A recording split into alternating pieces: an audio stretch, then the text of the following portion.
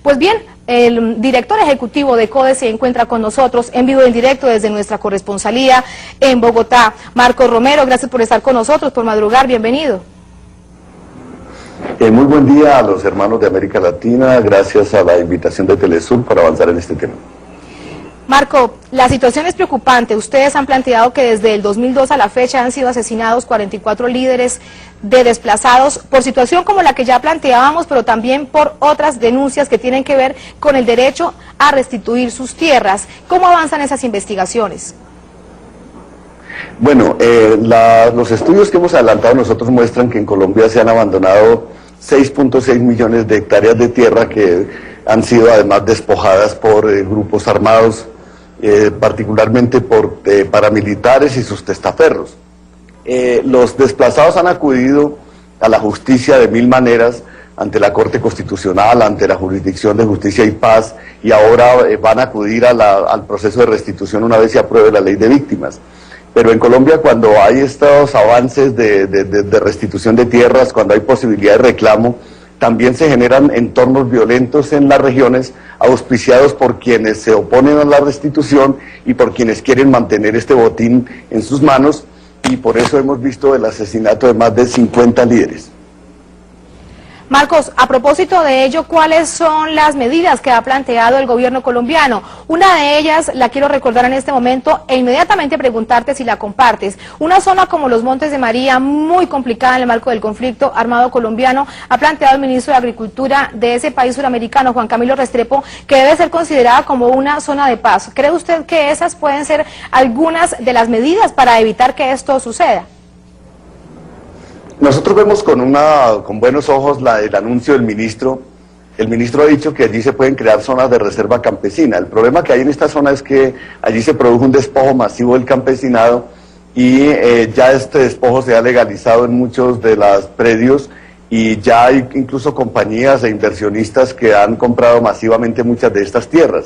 Creemos que un enfoque regional es importante porque en Colombia el conflicto continúa y el reto es restituir tierras en medio de ese conflicto y hay que proteger el campesinado, pero no solo se puede proteger el campesinado con medidas militares, sino que hay que buscar una estrategia civilista, una estrategia de convivencia, una estrategia de acompañamiento nacional e internacional.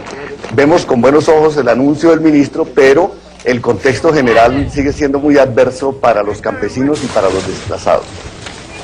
Marco, ¿quiénes están detrás de no querer esa restitución de tierras para toda esta gran cantidad de personas? Nos planteabas una cifra, 6,6 millones de hectáreas, pero el gobierno colombiano dice que son 2 millones de hectáreas. ¿Quiénes están detrás de todo esto?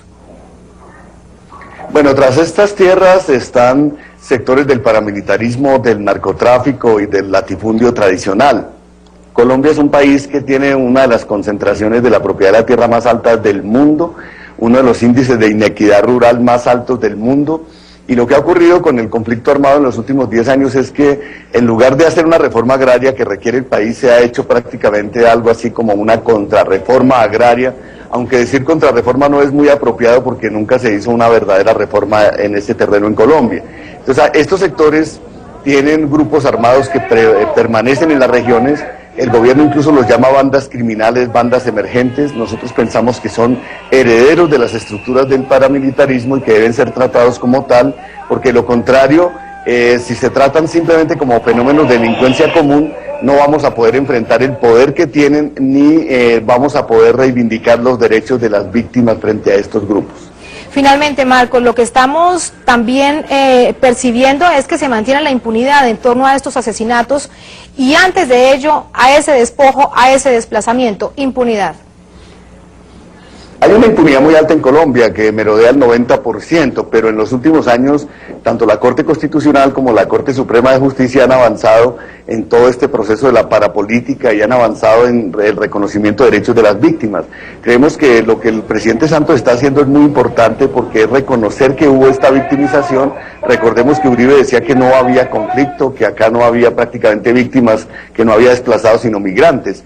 Entonces realmente estamos en un momento positivo, pero la implementación de esta ley de tierras y esta ley de víctimas pasa por problemas muy complejos como los desafíos de seguridad, pasa porque el gobierno tampoco tiene la voluntad de implementar los recursos necesarios, que no basta restituir 2 hectáreas de tierra, hay que ayudar al que el campesino tenga un nuevo proyecto de vida, que tenga una opción de desarrollo en las regiones a donde va a llegar, y ese es uno de los retos que no se ha logrado resolver ni en la ley de víctimas, ni en la voluntad del gobierno actual, a pesar de ese reconocimiento.